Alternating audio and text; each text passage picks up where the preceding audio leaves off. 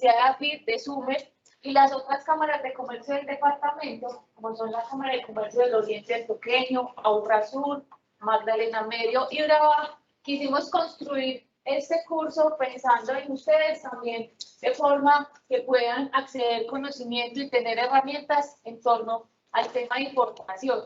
Hoy tendremos dos bloques, uno donde nos estará acompañando el conferencista Giovanni Cardona Montoya, y posteriormente, luego de un break, a las 9:20, estaremos con Mónica Bernal, que nos estará acompañando con la otra temática.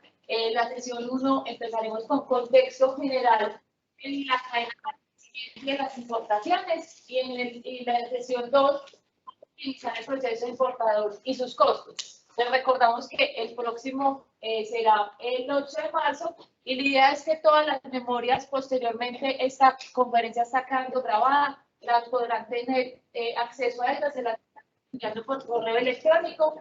La idea para los que están virtuales, al final vamos a tener con Giovanni una sesión de preguntas.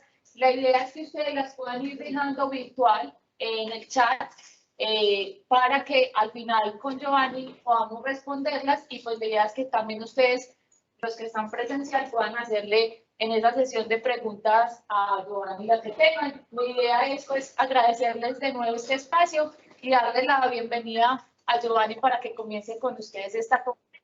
Muchísimas gracias. Adelante. Buenos días, permiso, ¿me escuchan bien? Sí, sí. Yo quiero agradecer a los organizadores por la invitación. Hacía rato no lo hacía presencialmente, por las razones que todos hemos conocido suficientemente. Me han pedido que haga la charla introductoria de este evento, un poco con dos componentes, algo asociado a la evolución de las cadenas globales de valor, para entender, entiendo que el énfasis de este grupo interesado en comercio internacional, marcado un poco hacia las importaciones. Por eso queremos hacer un acento en el tema de las cadenas globales de valor y de la firma de tratados de libre comercio como contexto global. Pero antes voy a presentar unas tendencias globales que se hace necesario revisar para quienes están dedicados ya no solo al comercio internacional, eventualmente a él. Y lo que quiero plantear es lo siguiente. Generalmente cuando hacemos estas reflexiones de contexto, nos preguntamos los hechos recientes que generalmente alteran la dinámica de los negocios. Las charlas que dimos el año pasado, muy enfocadas en el COVID y los negocios, era como el contexto que más preocupaba a la gente. Alguien dirá, bueno, preguntémonos si el conflicto ruso-ucraniano va a tener efectos significativos en los negocios. Pero yo quiero en la primera parte señalar que ustedes y nosotros, especialmente ustedes, los veo muy jóvenes, y espero que también en la región, jóvenes, no tan jóvenes como yo, que tengo más años acumulando juventud, pero quiero señalar que se vienen consolidando unas tendencias de largo plazo. Y a veces las omitimos, las consideramos como marginales, cuando realmente son ellas las que están produciendo las transformaciones en las que hay que ubicar nosotros los empresarios. Para poner un ejemplo, ahora que se ha vuelto común y aceptamos la posibilidad de la virtualidad en los procesos de formación, ¿sí? ¿Y por qué lo hemos hecho? Porque llegó un virus repentinamente, nos obligó al aislamiento, distanciamiento social, y entonces algo a lo que nos negaba se nos convirtió en el salvavidas. Si no hay virtualidad, no podría haber trabajo en muchos casos, no podía haber estudio en muchos casos, pero entonces el fenómeno tendencial no es el virus. El fenómeno tendencial es que alrededor de las tecnologías se habían abierto un conjunto de posibilidades a las cuales nos negábamos por razones sociales. Ustedes le preguntaban a alguien comúnmente, no, a mí virtual no me gusta. No, es que virtual no es bueno.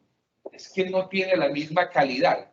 Pero es una reacción un poco como, no comes verduras, no te gustan, no, ya comiste, no, las he probado, ¿cierto? La pandemia nos obligó a probar las verduras. Y ahora que las hemos probado, pues sí, no nos gustan del todo. A algunos nos gusta más la presencialidad, pero ya vemos que las verduras tienen ciertas oportunidades. Algunas de las personas que están allá, que no vinieron, se les hacía muy difícil venir, porque viven en otra región, porque la movilidad de la ciudad no lo permite. Entonces, si no fuera por esta oportunidad tecnológica, no estarían conectados con nosotros. Entonces, yo llamo la atención, de hecho, que alrededor de esas tecnologías se ha venido configurando una tendencia. Digo, alrededor de las tecnologías, porque la tecnología en sí misma no es la tendencia. O sea, el Internet no hace las cosas, las hacemos nosotros, pero haciendo uso de estas tecnologías, ¿cierto? Entonces es tratar de entender que hay fenómenos robustos, significativos, que van construyéndose de largo plazo y que traerán transformaciones de largo plazo. A eso cuando vamos a hablar de tendencias. Para adelantar, bueno, no, voy a seguir aquí, pero tú me ayudas. Entonces, quiero primero arrancar con las primeras tendencias y luego conectaríamos con las tendencias asociadas a lo que llamamos cadenas globales de valor y los tratados de libre comercio. ¿Sí? Entonces, quiero que pongan atención porque, repito, estos son elementos que con seguridad están más. La primera tendencia que quiero señalar es que hay una transformación poblacional. Hubo una transformación poblacional en el siglo XX. Si ustedes miran esta gráfica, se van a dar cuenta que más o menos hasta el siglo XIX la población mundial no crecía. Ustedes ven que es básicamente horizontal, con una pequeña inclinación después del siglo XVI, XVII, pero realmente es a partir del siglo XIX y es especialmente en el siglo XX que el planeta se llenó de gente. Pasamos de ser un planeta de menos de 1.000 millones de personas, de ser un planeta de 500 millones de personas, a ser hoy un planeta de casi 8.000 millones de personas. Y si hablamos de mercado, el mercado se multiplicó por 5 en 100 años. ¿Sí? O sea, esto es una cosa dramática por el tamaño. Dramática porque ya 7.000, 8.000 millones de personas son demasiados para el tamaño del planeta que tenemos. Y ahí se configura un problema. ¿Ustedes recuerdan el himno antioqueño? H y la cruz. Es que se podían talar árboles en el siglo XIX. Volvían y crecían. Pero ahora somos demasiados para talar árboles. Entonces ahí hay un fenómeno que con seguridad les va a comenzar a configurar a ustedes nuevas oportunidades de negocio, pero también nuevas restricciones a los negocios. Cada vez más restricciones de carácter ambiental. El segundo elemento de esa tendencia poblacional es que el crecimiento poblacional ya está. La tasa con la cual creció la gente en el siglo XX va bajando, pero no baja igual en todas partes. Si ustedes miran estos dos mapas, a la izquierda ustedes van a ver dónde está la población adulta, dónde hay mayor población adulta en el mundo. ¿Sí? Entonces, entre el color más oscuro, más rojizo, hay más población de 65 años o más. Y en la medida que baja el color, hay menos población de edad adulta.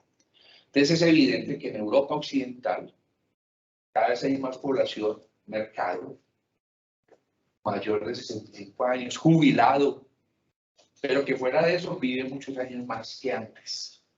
Entonces, se jubila a los 65 y vive hasta los 80, vive hasta los 90, ¿sí? Son un mercado creciente con unas necesidades particulares. No son las mismas necesidades del mercado de las personas de 20 y de 30 años, que tienen aspiraciones, motivaciones, intereses diferentes.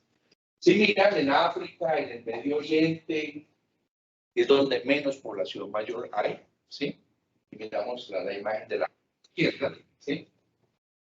Y si miramos el mapa de la derecha, entonces el país donde el azul es más intenso son los países donde hay más jóvenes menores de 15 años, o sea, donde hay una mayor población por crecer en evolución. Voy a poner un ejemplo. Yo soy el vicerrector de una institución universitaria. Yo quiero saber cuál es la posibilidad de que en el futuro haya jóvenes que se vayan a matricular en las universidades. Porque las universidades atendemos jóvenes que hoy tienen 14, 15 y van a tener 17, 18, 20 años, ¿sí? Entonces, ve uno que en África es donde hay la mayor parte de esa población y que, por ejemplo, la región andina es una región donde todavía hay una población joven importante. Y si hablamos de hacer importaciones hacia Colombia, Colombia no es de los países que tienen la mayor población vieja y tampoco es de los países que tienen la menor población joven. Nosotros estamos en una fase intermedia, o sea, el ciclo más o menos va así.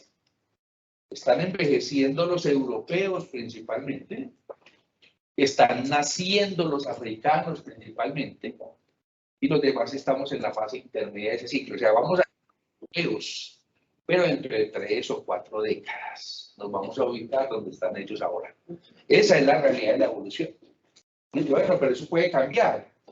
La pregunta es, ¿ustedes, sus hermanos, sus hijos, pensarán tener 7 hijos? ¿Pensarán tener 4 hijos? Todo indica que socioculturalmente las personas están siendo más proclives a no tener hijos o a tener una menor cantidad de hijos.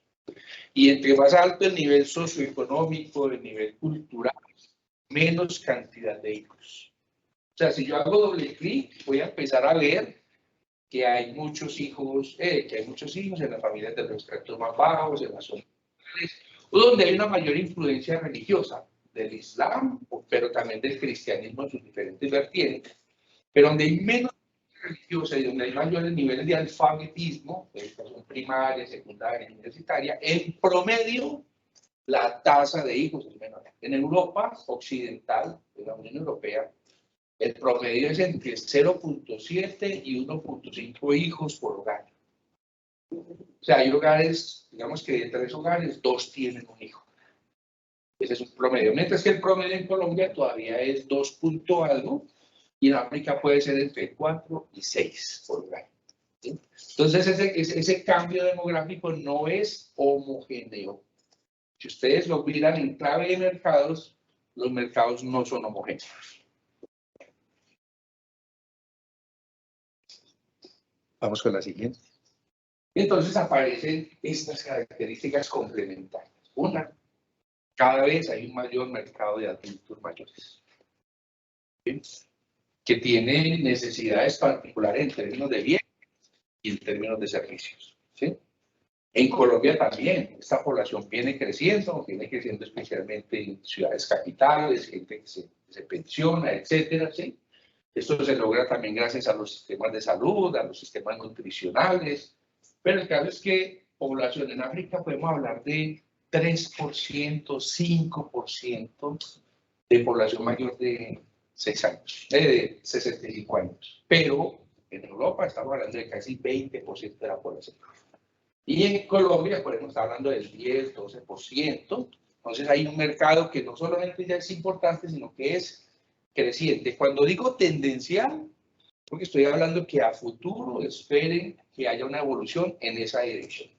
La siguiente. Esta es otra característica muy significativa de los mercados. Hogares cada vez más pequeños, por ende hogares también diferentes. Todo indica que sí se está consolidando una tendencia de hogares mixtos de seres humanos con especies animales. O sea, ya no es yo tengo un perrito, sino que hay un integrante de la familia, que es una mascota, generalmente perro, generalmente gato, ¿sí? Pueden haber otros, ¿sí?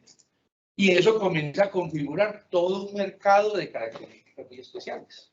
Ya cuando yo era niño teníamos un perrito, pero todo su bienestar se lo dábamos dentro de la casa. Si había que cortarle los bigotes, mi mamá le cortaba los bigotes, ¿cierto? Si había que expulgarlo, mi mamá. Ahora todos son servicios que se contratan, ¿cierto? Y si la familia es padres, se van de paseo, hay que buscar dónde dejarlo durante esos días, estresar, etcétera, ¿sí? Entonces hay un cambio importante en el tamaño y en las características. Pero en términos de tamaño y características, este es un caso muy especial y creciente. El censo en caso colombiano, hablemos de Colombia, pero esto está pasando más fuerte en Europa, muy fuerte en Estados Unidos, muy fuerte en Australia, y es que crece el número de hogares unipersonales. El hogar donde solamente hay un cliente, donde solamente hay una persona, donde solamente hay un usuario, ¿sí? El censo del 2018 en Colombia dice que hay más de 1 millón de hogares unipersonales en Colombia. Y eso cambia cualitativa y cuantitativamente. ¿Cierto? O sea, la solidaridad de la convivencia resuelve un conjunto de servicios, por ejemplo. Cuando vives solo, desaparece mucha de esa solidaridad de convivencia. Pues tocaría con el vecino, el familiar con el que no vives. Pero el hogar generalmente ha permitido que muchos servicios se resuelvan a través de la interacción de responsabilidades entre los miembros de una familia. Cuando vives solo ya no pasa eso. Tú tienes que generar los ingresos y garantizar la satisfacción de los servicios dentro del hogar. Entonces, por eso, cuando aparecen estas empresas que están asociadas a la resolución de estos servicios, lo que están leyendo es el comportamiento de un mercado creciente. ¿Sí? Me hablaba, por ejemplo, de la importancia del courier. Dice, no, estamos hablando también de necesidades de consumo individualizadas. No es solamente para un individuo, para un hogar, ¿cierto? Ya no solamente de carácter colectivo, sigamos. Es una población que también viene mutando en términos de ciertos hábitos de vida, como por ejemplo el tema de los hábitos alimentarios. Esto todavía no es una tendencia en el sentido de que la mayor parte de la población. No, lo que está sucediendo es que cada vez hay una mayor población que muta hacia cambiar sus hábitos alimentarios, ¿sí? Y cada vez más personas adoptan por lo menos parcialmente políticas propias relacionadas con los hábitos alimentarios y de vida, hacer deporte, etc. Entonces, puede que nadie sea perfectamente fit, pero quiere acercarse a ello. Puede que nadie sea vegetariano, pero que muchos no sean vegetarianos, pero que incrementan el consumo de vegetales y de comida orgánica y quieren reducir el consumo de la carne, etc. Así todavía no hablemos de la mayor parte de la población como personas de cierta característica. Estas características sí permean cada vez a la mayor parte de la población, total o parcialmente. Y entonces esto está replanteando todo lo que tiene que ver con el intercambio, por ejemplo, especialmente de alimentos, pero también de otro tipo de implementos relacionados con la actividad deportiva, la tecnología y la actividad deportiva. Ya somos pocos los que salimos a tratar solo con un reloj para mirar la hora, ya salen con un aparato que les mide absolutamente todo, así no sean deportistas muy comprometidos, pero hace parte ya del hábito, del escenario de mucha de esta población. Hablamos de millennials y de centennials. Yo quiero señalar algo muy importante. Estas categorías como vegetariano, vegano, uno no puede asumirlas de manera absoluta. O sea, no todo el que tiene 30 años se comporta como dicen ciertos libros, pero tiene muchos elementos de lo que se señala ahí. ¿Por qué digo que no? Porque es que resulta que él es un millennial, pero paisa.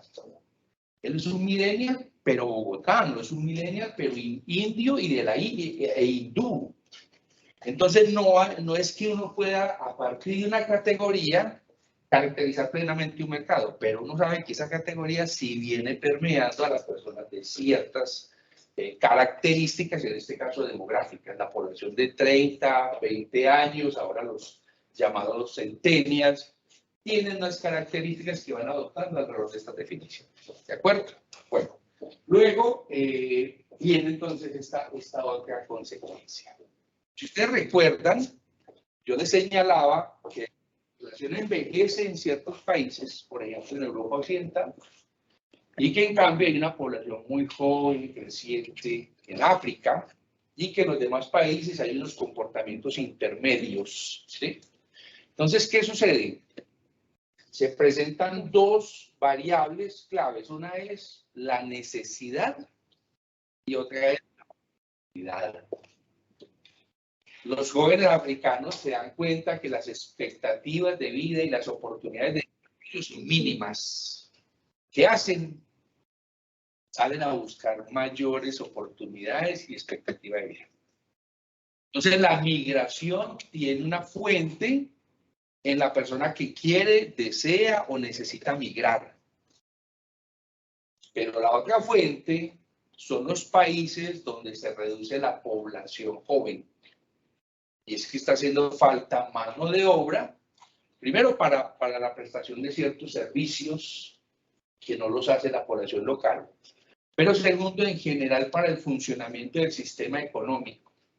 Si ustedes analizan la lógica de los sistemas de pensiones, y especialmente los sistemas de pensiones públicos que nos han regido después de la Segunda Guerra Mundial, que en Europa fueron muy fuertes, el tema del welfare state, ¿sí? El estado de bienestar, donde el Estado asumió la responsabilidad de garantizar unas condiciones de seguridad social para la población, como es, por ejemplo, si no consigues trabajo, te damos un subsidio de desempleo, ¿sí?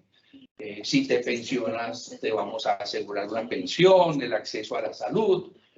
Son sistemas de largo plazo y han sido muy sólidos en los años 50, 60, 70 del siglo pasado y todavía están vigentes a pesar de que los sistemas han venido cambiando con la presencia de los sistemas privados. ¿Cuál es la base de la supervivencia de estos sistemas en el largo plazo? Que tiene que haber una población que trabaje hoy para que garantice la pensión de los que ya se retiraron. Entonces, cuando uno ve que en Europa hay 20% de población adulta mayor en edad de jubilación, y en Colombia también hay una población creciente, pero a la vez te encuentras que no hay ni siquiera un hijo por hogar. Entonces piensas cuál es la mano de obra que va a seguir manteniendo el sistema de producción de bienes y servicios, pero que a la vez va a garantizar los recursos de fondos pensionales para estas generaciones, ¿sí? Entonces, a pesar de que hay coyunturas negativas, que llamaríamos rupturas a la tendencia, como es el señor Trump, como es a veces cuando los populares o los partidos liberales gobiernan en Europa y se vuelven más rígidos contra la migración, ¿cierto? Como es, por ejemplo, la misma recesión económica. Cuando la economía cae, los mismos trabajadores dicen, no pueden dejar venir tanto extranjero, nos están robando el puesto de trabajo. Entonces también se convierte en una categoría política, entonces se frena un poco la migración. Pero la migración es y será constante. Y va a seguir creciendo porque hay unas razones demográficas inevitables. Sí, puede que en algún momento se reduzca el volumen. Claro, en general, ¿qué está pasando? Que hay una mayor cantidad de personas tratando de entrar que la que el país quiere recibir.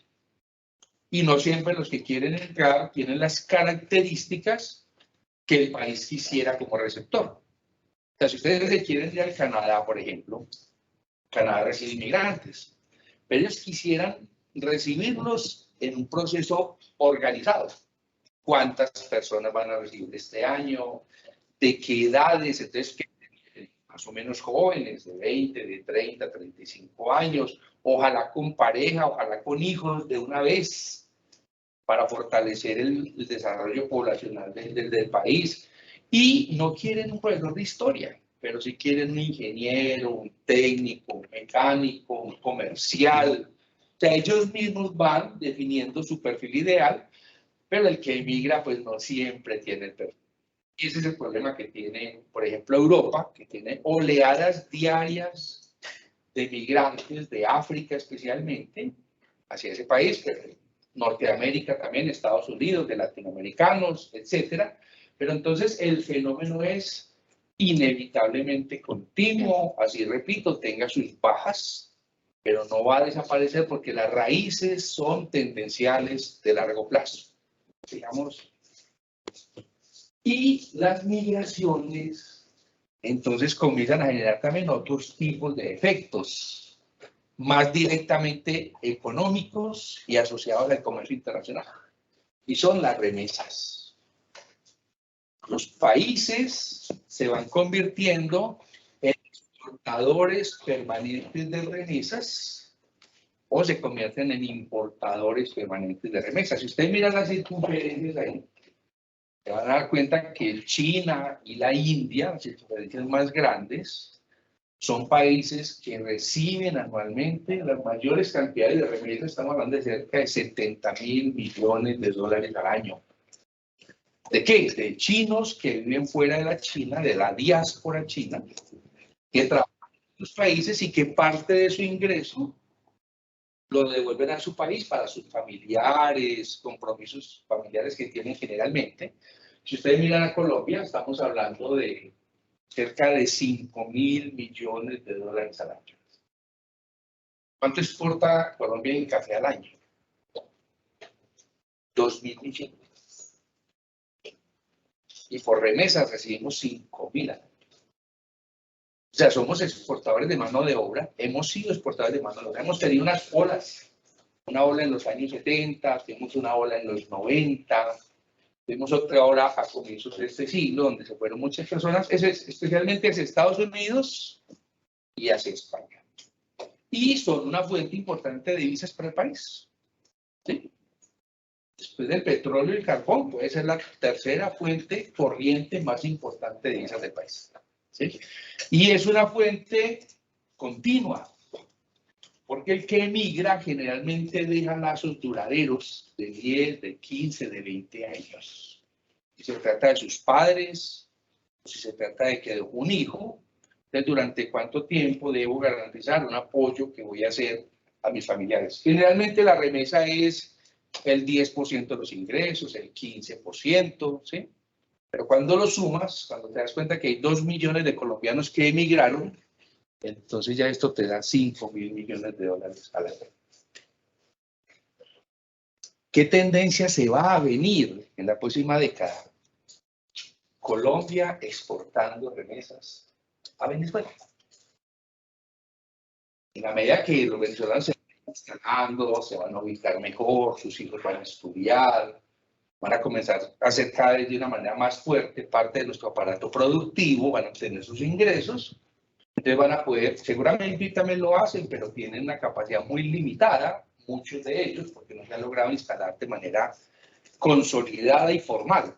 Muchos todavía están en la economía informal, no todos. Yo tengo un profesor venezolano, excelente profesor, colega que nos apoya demasiado, pero sabemos que muchos venezolanos de los que están aquí apenas están en la economía informal. Pero en la medida que se van a ir formalizando, en la medida que sus hijos estudien y van a ir a la universidad, van a trabajar, entonces ellos van a comenzar de una manera más fuerte a enviar una parte de sus ingresos a Venezuela. ¿Para qué? Para apoyar a sus familiares. Así tenemos 5.000 millones de dólares que entran por los colombianos que se han ido en las últimas 4 o 5 décadas y X cantidad de millones, tal vez 100 millones, 200, 500 de venezolanos que van a girar remesas hacia su país. Eso es parte de la realidad, o sea, eso no es ni bueno ni malo, eso es parte de la realidad. O sea, es triste que se hayan ido y que la mayoría se hayan ido por necesidad, no por deseo, no porque era un sueño, pero también es positivo pensar en que tenemos una fuente de ingresos más o menos constante. Incluso en la crisis económica, ustedes recuerdan, 2009, 2010, las remesas bajaron un poco, pero no bajaron del todo. O sea, la gente siguió haciendo el esfuerzo de girar sus remesas, pero fuera de eso no se vinieron. Aguantaron el chaparrón en España, aguantaron el chaparrón en Estados Unidos y continuaron su vida.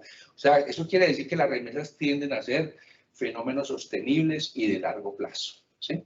Claro, hasta que ya vienen los cambios generacionales y ya desaparece. Tal vez los nietos ya no tengan interés ni en hacer inversiones en Colombia ni en atender a algún familiar que de pronto haya quedado. Pero la generación que se va, generalmente hace un tiro de remesas extendido. Vale. Sí. Hola. ¿Ya? Sí, ya funciona. Gracias. Perfecto. Muy bien. La otra tendencia que quiero señalar, esa era demográfica, esa era de origen demográfico, esta es de carácter tecnológico. ¿Sí? La primera tenía mucho que ver con cómo están evolucionando los mercados, los importadores. inmigrantes, jóvenes, mayores, solitarios, vegetarianos, etcétera. Esas son parte de las realidades que uno tiene que mirar cuando está tratando de consolidar un negocio y lo está pensando a largo plazo. La segunda tiene que ver más con tecnologías. Miren, muchas de las tecnologías que nosotros vemos que se van desarrollando, a veces las tomamos solo como curiosidad hasta que se consolidan. No, hay que anticiparse a esas. Hay que anticiparse, ¿sí?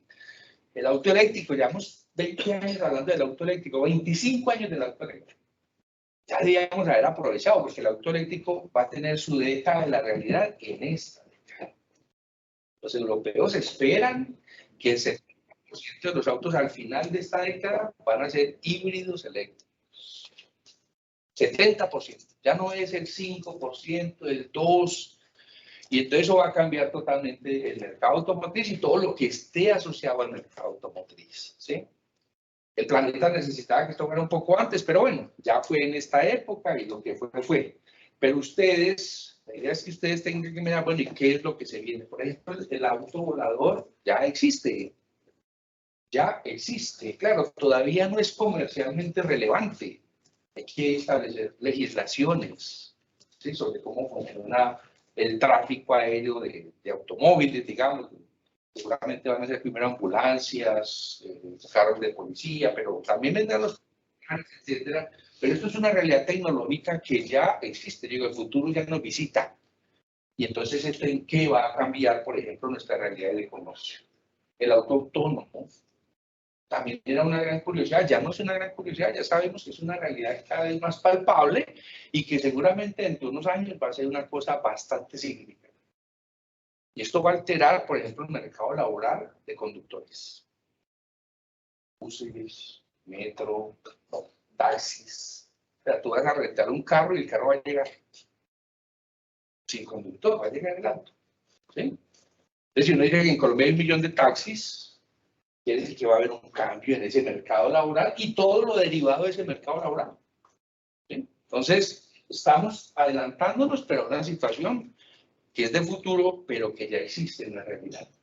La tecnología está conllevando la eliminación de sistemas de pago físico. Primero desaparece el dinero monetario, ahora desaparece la tarjeta y comienzan a aparecer todos estos sistemas de pago en línea. Entonces, si nosotros nos vamos a comprometer con transacciones internacionales, tenemos que prepararnos para movernos hacia todos estos sistemas que lo que buscan es agilizar, pero que a la vez tiene otras implicaciones como los riesgos, el hackeo, etcétera, todos los sistemas de seguridad. Esta es una transformación que ustedes ya la están viviendo.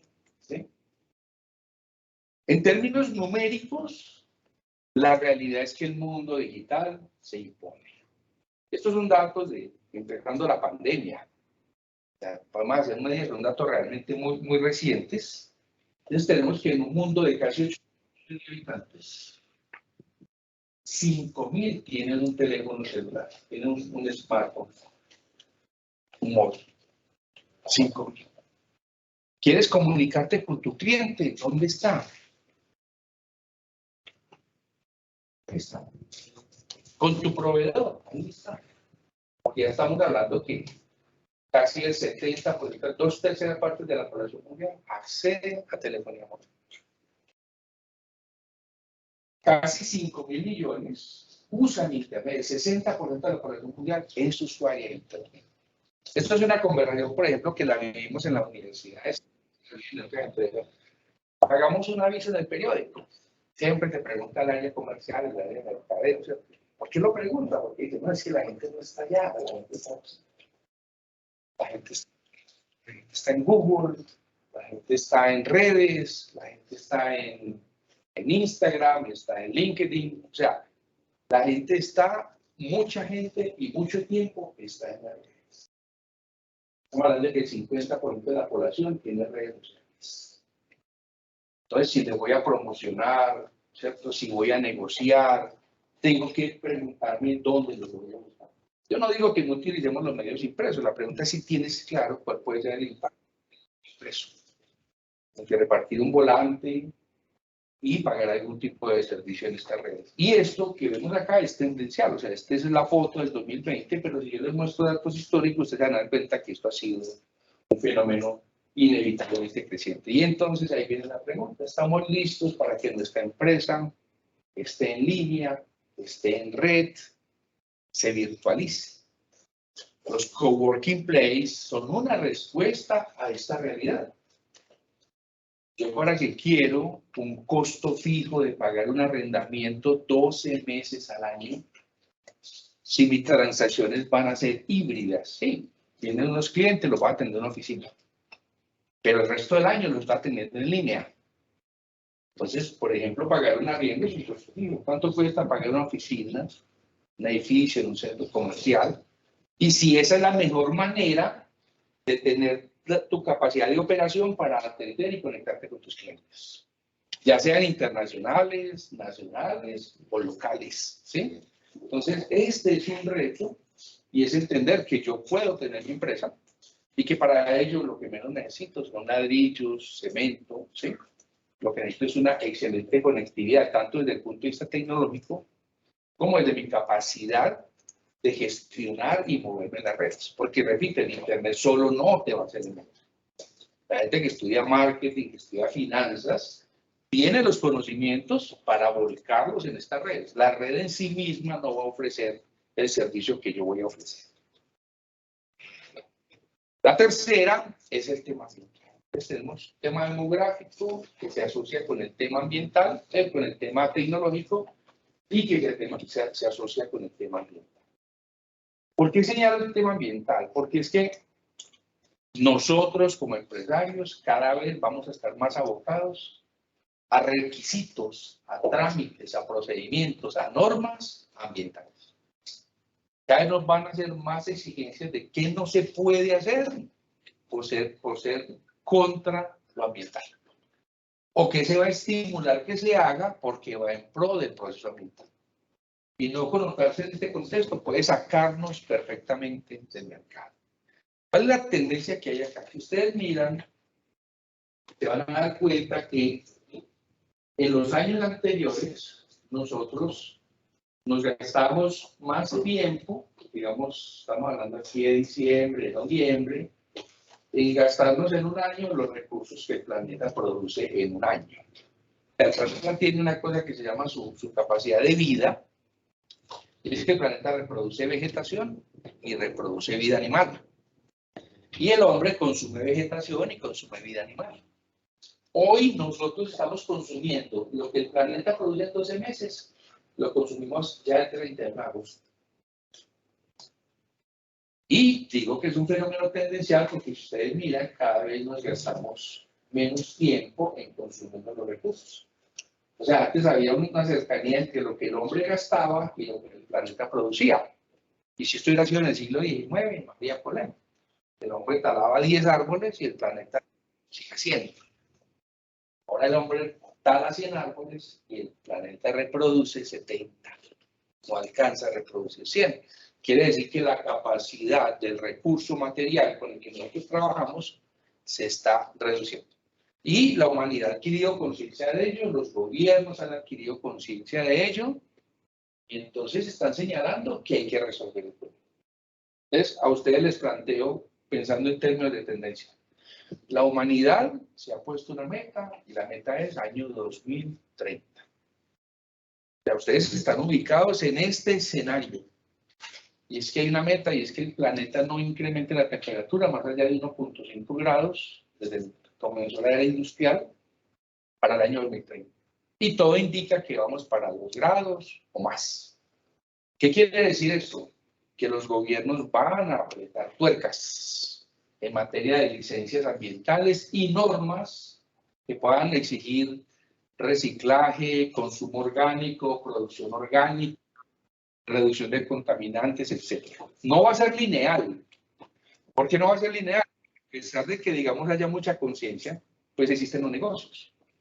Entonces, por ejemplo, el tema del petróleo y el carbón.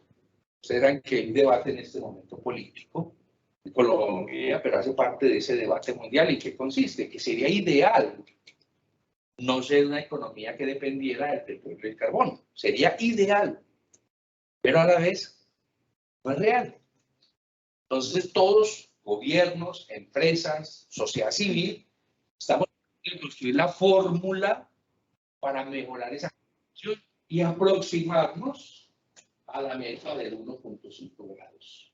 Entonces, con seguridad, durante estos 4 años, entre ambientalistas, sociedad civil, nuevos empresarios, gobiernos, va a haber ese debate a tratar de que el país reduzca la huella de carbono como país, como sociedad, como empresas, etc. Ya que los niveles de contaminación nuestros sean inferiores. La mayor parte del problema no está en Colombia. Colombia no es un país altamente contaminante. Pero como el problema es global, Australia es un país altamente contaminante. Y per cápita, para la cantidad de población que tiene, es de los más contaminantes del mundo. Pero la contaminación de Australia no se queda en Australia, es global. La contaminación de China no se queda en China, es global.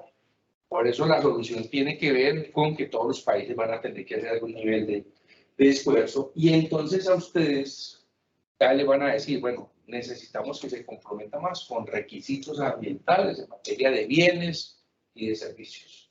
¿Eso tiene otra cara? ¿Cuál es la otra cara? Que hay muchas personas que están empezando en el mundo de los negocios internacionales, que aquí hay otra oportunidad. Y es cuáles son esos nuevos bienes y servicios menos contaminantes que puedan generar un mayor aporte y que tengan una oportunidad adicional de mercado. Miren, esta es la realidad que tenemos hoy. Nosotros estamos hablando de energía eólica, solar. Estamos hablando del problema del calentamiento global desde la década de 1960. Pero por más que hemos hablado y que hemos tenido algunos avances, por ejemplo, la energía nuclear es bastante limpia. Bien, presidente. ¿Cierto? El problema de la energía nuclear es que es tan potente que cuando hay un accidente es catastrófico. Pero la energía hidráulica, la eólica, la solar, no han tenido un desarrollo importante. Y entonces, a pesar de que venimos hablando del problema de la década de los 60, los científicos comenzaron a hablar de que esto había que hacer algo, que íbamos hacia una catástrofe. La verdad es que no hemos hecho casi nada, porque seguimos dependiendo del petróleo, del carbón. El gas no es tan contaminante, solo que es no renovable y también se va a agotar. Pero entre estos tres, tenemos cerca del 80% de la canasta energética global. Y el resto de fuentes de energía, pues se sigue quedando en el 20-10%. Entonces el auto eléctrico va en esta dirección, ¿cierto? Pero hay una complejidad, o sea, las tendencias quisiéramos que fueran lineales. Uno dice, no, vamos hacia un mundo más limpio. No, hay una tendencia que enfrenta situaciones económicas, situaciones políticas. Por ejemplo, en Europa, al final de esta década, los autos van a ser en gran medida híbridos con eléctricos, ¿cierto? 70%. Pero fábricas de autos europeos, autos tradicionales para vender en Asia, en África y en América Latina. Porque su negocio sigue estando asociado a producir vehículos para los combustibles que se usan. Y en América Latina y en África se seguirá utilizando la gasolina, se seguirá utilizando el petróleo, entonces habrá carros para ello. Entonces no hay una tendencia lineal, sino que hay una confrontación permanente que va a evolucionar un poco más hacia lo ambiental o un poco menos hacia lo ambiental. No va a haber un camino lineal en el proceso. Y en ese proceso es donde digo cuáles son mis oportunidades de negocio, cuando de pronto lo que hay cada vez un consumidor millennial, centennial o de nivel educativo medio y alto, que está dispuesto a pagar un plus por un producto o un servicio más limpio. Porque resulta que ha adquirido algún nivel de conciencia y dice, estaría dispuesto a pagar 3 centavos adicionales a cambio de que sea orgánico. ¿Sí? Y entonces ahí hay un proceso de evolución que se convierte en una oportunidad de negocio. ¿Sí? La eliminación del plástico, primero plástico de un solo uso, todos estos plásticos, me refiero a fibras hechas a partir de derivados del petróleo. Pues, ¿cuáles son esos nuevos plásticos que tienen que aparecer en el mercado, orgánicos, biodegradables, etcétera, para satisfacer una necesidad que hoy todavía existe en la sociedad, de empacar las cosas, por ejemplo, o hacer cierto tipo de bienes? Entonces esto va a cambiar, por ejemplo, el mercado de insumos con los que van a trabajar muchas de las empresas y productos. Esto es un elemento que impulsa la tendencia cada vez ustedes oyen hablar más, sus hijos, en las universidades, sus hermanos, de los objetivos de desarrollo sostenible. Estos son la segunda generación de los objetivos de desarrollo del milenio, que se convierten en lineamientos que cada vez más las organizaciones y las personas utilizan como referentes para tomar algunas decisiones. Esta no es la fuente principal, pero cada vez tiene un mayor peso. Y aquí se plantea desde dos perspectivas. Recuerden que lo que estamos llamando desarrollo sostenible tiene que ver con una sostenibilidad ambiental, pero también una sostenibilidad social. Las personas que viven en lo que se llama la base de la pirámide, estamos hablando de 2.000 millones de personas que ganan menos de $2 al día en el mundo. Son personas que talan un árbol para calentar la comida. Entonces la sostenibilidad tiene que ver con una dinámica social, con una dinámica también de carácter, ambiental, pero también social. Entonces esto está cada vez impulsando más la tendencia de sostenibilidad, y los países tratan de establecer proyectos. Ustedes miran, MinCiencias abre convocatorias y dice, pero proyectos que apunten a alguno de los objetivos de desarrollo sostenible, o en particular a este objetivo de desarrollo sostenible. De tal manera que liberan recursos si las propuestas que se presentan van alineadas en esta dirección. ¿Qué está buscando la ONU con esto? ¿Qué buscan los gobiernos con esto? Tratar de alinearnos. ¿Sí? Entonces, la tendencia sí existe, aunque, repito, tiene sus rupturas. Las empresas cada vez se encuentran más útil y necesario que la sociedad los vincule con sostenibilidad. Ustedes ven que Argos, que pertenece a la industria cementera, el cemento es un producto que se vincula, digamos, con la construcción, o Ecopetrol, que trabaja la industria del petróleo. Ellos sienten la necesidad de establecer políticas, estrategias y hacer un marketing para que la sociedad los vincule con sostenibilidad. O sea, las mismas empresas ya entienden que hay un riesgo de marketing si a mí me vinculan como contaminante, como no sostenible, como no pro-sostenibilidad. Entonces, quiere decir que esto va hablando del Estado y de la sociedad civil y de Greenpeace, usando las decisiones ya más de carácter empresarial. ¿Sí? Bueno, estas tendencias, yo reitero por qué las presenté, buscan ante todo plantearles que ustedes deben poner el foco en cambios que se están construyendo a largo plazo. Todo lo que señalé ahí, con vaivenes, va a continuar esta década y la siguiente. Cuando digo con vaivenes, es que puede que se haga un poco más pro, un poco más, se haga un poco menos, pero va a continuar. ¿Por qué? Porque las raíces de esas tendencias son continuas. O sea, ¿cuál es la probabilidad de que en China comiencen a tener 2 o 3 hijos? Pues sí, ya se lo van a permitir, pero no lo van a tener. Porque socioculturalmente, porque económicamente ya no lo van a hacer, los europeos tampoco, etcétera. ¿Sí? ¿Cuál es la probabilidad de que la gente deje de emigrar por necesidad? Pues no, van a seguirlo intentando. ¿Cuál es la posibilidad de que Europa no reciba inmigrantes? No, los necesita porque su población está envejeciendo. O sea, la tendencia es inevitable. Lo que puede cambiar es un poco el ritmo, la velocidad, más hacia un país que hacia otro, pero la tendencia va a continuar. Tenemos unas tendencias ya más específicamente relacionadas con las operaciones de exportaciones y de importaciones, ¿sí? Y aquí yo quiero pues, poner el acento en estos elementos que se están planteando acá. Quiero mostrarles dónde estamos ubicados en el mundo de hoy.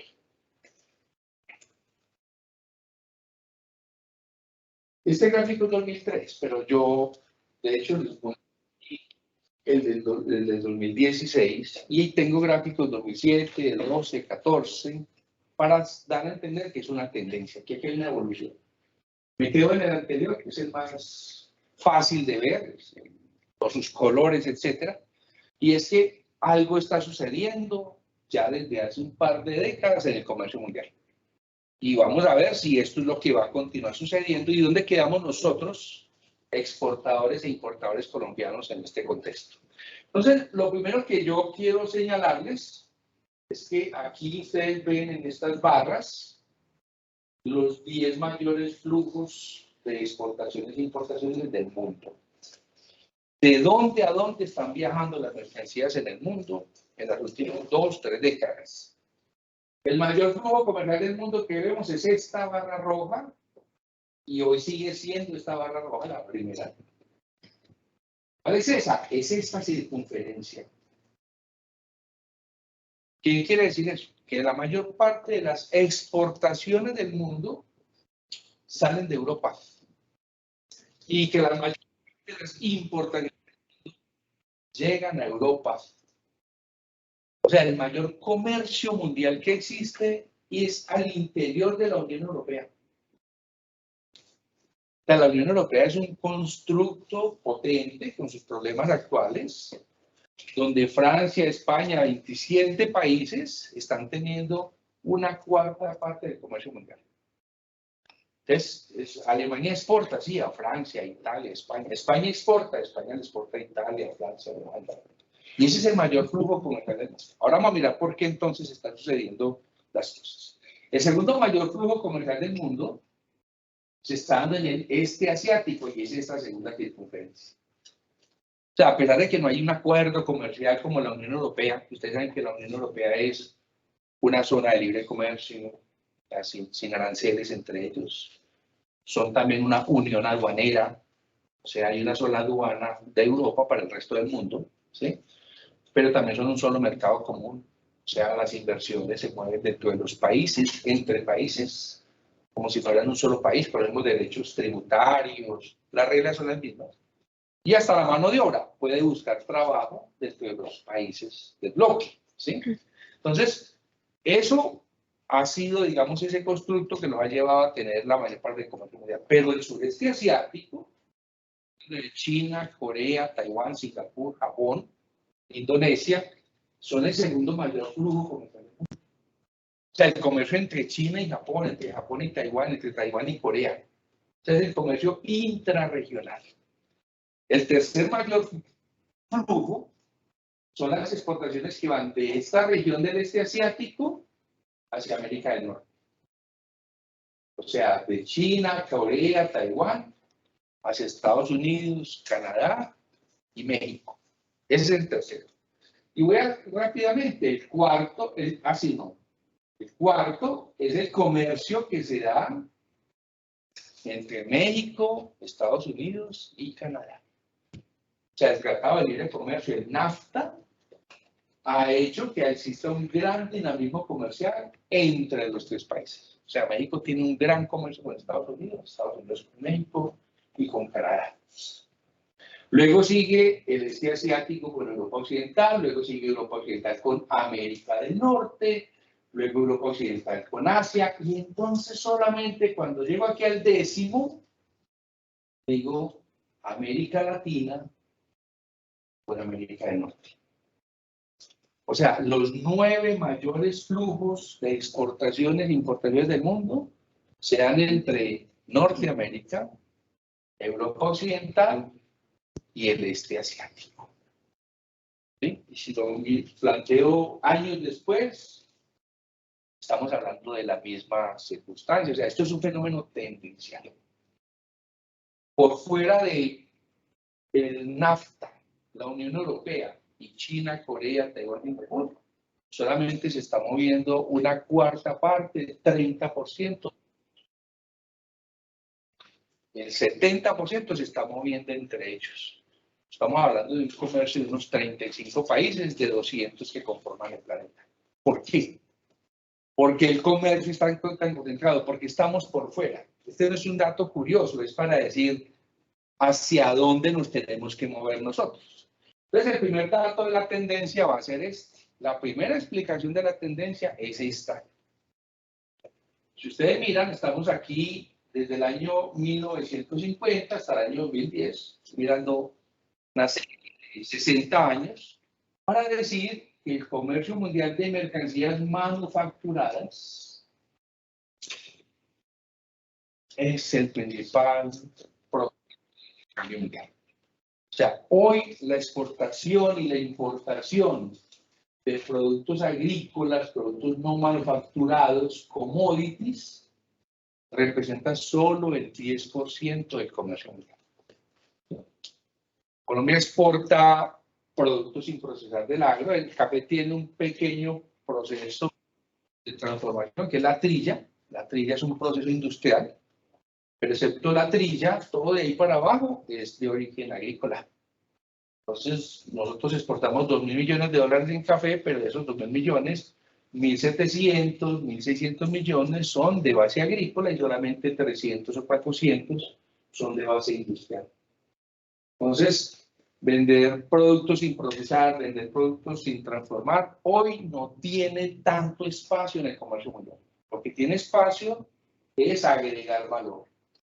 Y eso explica en parte que el comercio mundial se haga con los chinos transformadores, con los japoneses transformadores, los coreanos transformadores, Estados Unidos transformador, México transformador, es un gran maquilador que hace procesos de transformación, Canadá, etc. Y en menor medida, estos países que exportan agricultura y los países que exportamos hidrocarburos. O sea, en estas semanas la participación de hidrocarburos va a pasar del 20% al 25%, al 27%, pero por el precio. Porque la recuperación después de la pandemia y la actual crisis de conflicto en Europa del Este han llevado el petróleo a $100, entonces, claro, el valor de las exportaciones de hidrocarburos pues va a subir un poco. Pero es una coyuntura asociada a unos fenómenos particulares. Pues en el largo plazo, hidrocarburos y productos agrícolas representan el 30% del comercio mundial y el 70% son productos de transformación. Entonces, las mayores posibilidades de entrar en el mercado de importaciones y exportaciones es conectándose a las cadenas de transformación de bienes y servicios, ¿sí? Y eso tiene mucho sentido, no solo por el volumen, no solo por las características de la población, pero volvamos a la idea de un hogar con una sola persona, que se va al supermercado y compra papas sucias para pelarlas, no puede. Él trabaja. Era cuando mi mamá me alimentaba a mí, que ella compraba las papas y ella las lavaba, las pelaba, las cocinaba. Yo tengo que comprarlas en bolsitas. O de una vez pedirlas fritas, ¿cierto? ¿Por qué? Porque yo trabajo. O sea, esto no responde a una moda, esto responde al cambio de lo que la tecnología permite. El microondas generó unas posibilidades de consumir productos preelaborados. Entonces vendes productos preelaborados. Las familias pequeñas ya no pueden comprar productos crudos porque no hay una persona que ocupe el oficio de ser la encargada de cocinar, que era lo que culturalmente teníamos, digamos, en la sociedad. Eso responde a unas dinámicas lógicas que se mantienen, repito, en el largo plazo. Entonces hay que conectarse a eso. Sin embargo, no solo se trata del hecho de que estamos teniendo un mayor comercio de bienes manufacturados, sino de que la forma como se manufactura se ha venido transformando a través de los siglos por los desarrollos tecnológicos. O sea, si nosotros pensamos en siglos anteriores, la idea era que la producción y el consumo se daban en la misma zona. El artesano quedaba aquí en el pueblo y yo estaba aquí en el campo a unas horas. Intercambiamos productos. Pero lo que pasó con la revolución industrial durante el siglo XX es que en alguna parte se produce y en otra parte se consume. Y entonces creció el comercio exterior de mercancías. Entonces el café se produce en Colombia y se toma en Estados Unidos. Y eso es lo que ha sido el comercio exterior al que nosotros nos acostumbramos y en el que ustedes, digamos, han comenzado a forjarse, pero la verdad es que estamos evolucionando hacia este proceso, que es lo que denominamos el comercio mundial de tareas, la base de lo que denominamos las cadenas globales de valor. ¿Qué quiere decir esto? Que una empresa no hace un producto. Una empresa realiza una tarea en una cadena de producción de un producto. Ustedes compran un iPhone. Voy a mostrar el ejemplo que ya se lo voy a mostrar. Y el iPhone dice, la DIAN dice que es made in China. Pero por todos lados dice que es de Apple, que es de Mac, que es de Palo Alto, California. Entonces uno tiene un iPhone, no sé si americano, no sé si chino. Las cadenas globales de valor lo que te muestran es que el iPhone es del mundo. Claro, alguien es el dueño de la marca, alguien es el dueño del diseño. Pero la DIAN dice donde hubo la transformación sustancial para decir que la partida arancelaria es originaria de. Ya no fue en Chile, eso pasó en China. Pero realmente lo que está sucediendo es que conjuntos de empresas se están integrando consciente o inconscientemente para ser partícipes de un proceso de producción de un iPhone, que en algún momento llegará a un consumidor final. Entonces, estamos pasando de un comercio basado en la venta de productos finales, ¿sí?, a un comercio basado en el intercambio de productos intermedios. Yo me voy a devolver para llevar esta idea a este gráfico. Si recuerdan lo que veíamos acá, uno dice, claro, ¿quién produce manufacturas? Estados Unidos. ¿Quién produce manufacturas? La Unión Europea. ¿Quién produce manufacturas? El este asiático. ¿Y qué es lo que más se paga? Por los productos de valor agregado. Entonces, ustedes, por ejemplo, producimos una libra de café colombiano. La libra de café colombiano la vendemos en $1. Cuando estamos bien, la vendemos en $1.30, $1.50, pero a veces la vendemos en 65 centavos de dólar, ¿sí? Pero Starbucks te vende una taza de café en Nueva York, hecho con esa libra, y te cobra $3, $4, $5, ¿cierto? $6. Entonces, no solamente es dónde lo pueden producir, sino quién lo puede comprar. Claro, el mayor poder adquisitivo lo tienen los norteamericanos, lo tienen los europeos occidentales, lo tienen los japoneses, pero los chinos no tanto. China tiene un Producto Interno Bruto alto, una renta nacional alta, pero per cápita es medio. Porque recuerden que China son 1.350 millones de habitantes.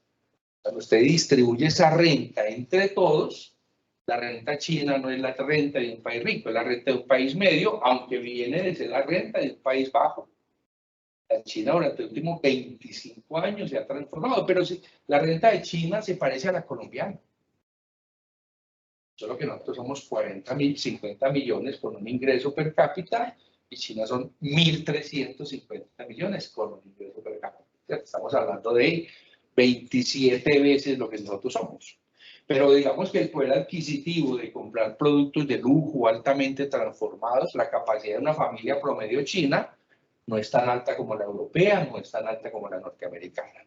Entonces, el intercambio entre estas tres regiones, en estos 9 flujos, no solo tiene que ver con el hecho de que ellos pueden comprar, nosotros tenemos menos capacidad para comprar que el europeo, sino también qué es lo que se está intercambiando, y es ahí donde China sí comienza a jugar el papel preponderante. Entonces, este es el ejemplo que me parece que nos puede ubicar en lo que estamos señalando. Uno habla, por ejemplo, de un iPhone, y estamos hablando, este es un dato de hace 10 años, con un costo, no un precio, un costo de $181.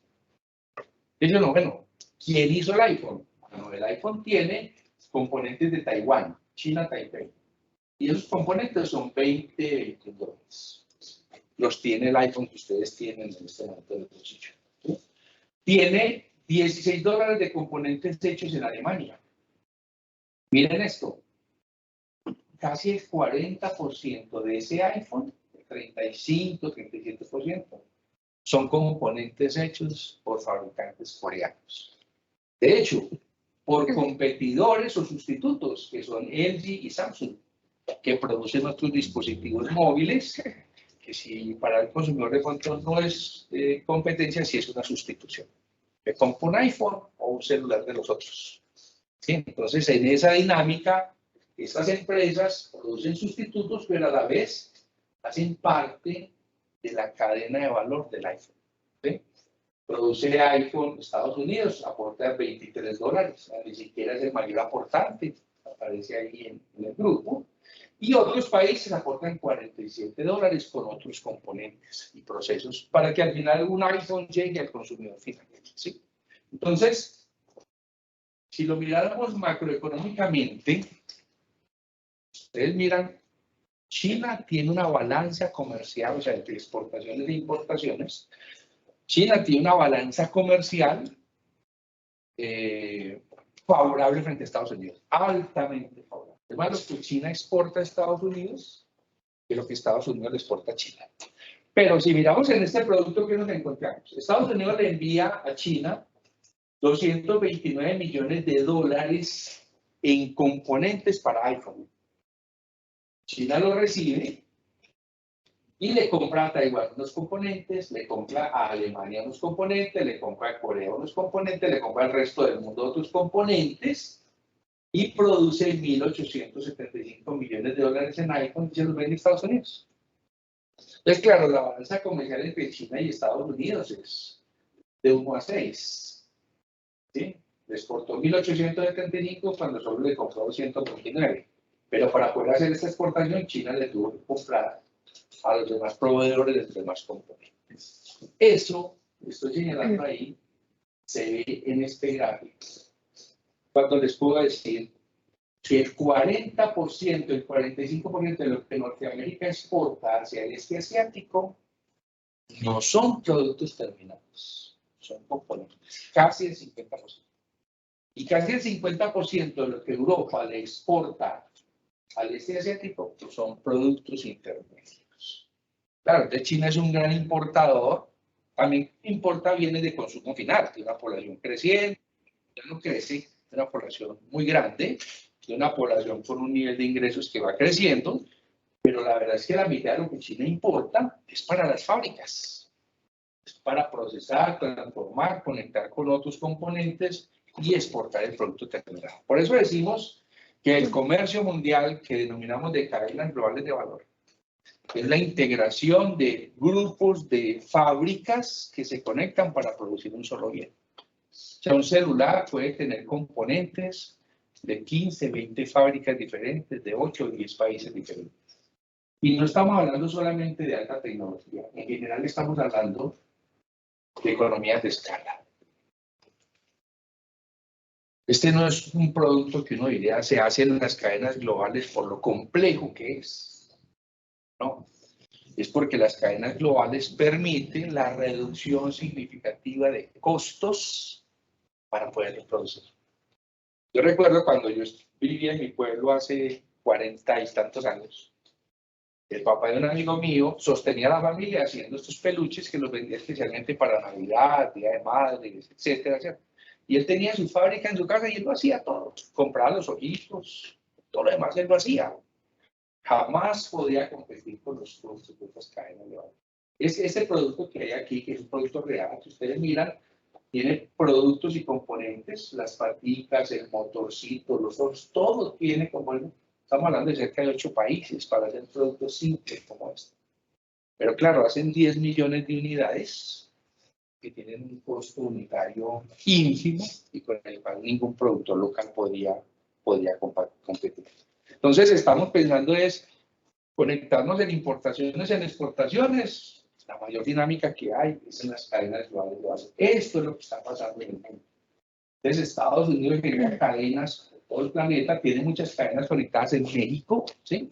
Yo estuve en Mexicali, en Baja California, antes de la pandemia, y hay una gran gama de maquiladores. Y están los maquiladores que hacen el lapicero Bic. Y los lápices, estos lápices de colores y lápiz, ¿cómo es? H2, no sé, no recuerdo cómo es que se llama, ya me olvidó. Eso. Y entonces fuimos a ver y ellos solo ensamblaban. Entonces recibían las tablas de madera para el sándwich, que son 2 pedacitos de tabla, el grafito, todos lo recibían y ellos lo ensamblaban. Claro, pero ellos abastecen una tercera parte del planeta. La otra tercera parte es uno que está en Sudáfrica y el otro creo que estaba en Turquía. Y ahí está todo el planeta. Entonces uno compra un lapicero que dice que es muy sencillo, que no tiene nada de complejo. Ningún fabricante lo hace. Cadena de producción que es la que está abasteciendo el mercado mundial. Y esto es lo que denominamos las cadenas globales de valor. ¿A qué responde? responde a los desarrollos tecnológicos. Entonces yo ya no soy experto en un producto, sino en un componente o en un proceso de producto. Estuve en Koala, en California. Ellos tienen miles de patentes. Y ustedes toman un computador y ese computador tiene 4 patentes de ellos. Toman un celular y ese celular tiene 3 patentes de ellos.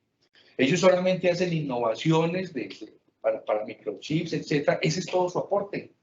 Pero resulta que casi todo el mundo tiene en el bolsillo una patente de esa empresa. Ellos hacen parte de la cadena y sin agregar un solo elemento de producto, nada material, solo conocimiento, se nutren de todos los productos que nosotros estamos comprando. Las neveras ahora que son inteligentes, los televisores, todo eso tiene alguna patente Koala. Y ellos son un elemento fundamental de la cadena. ¿Qué hacen ellos? Trabajar y generar conocimiento.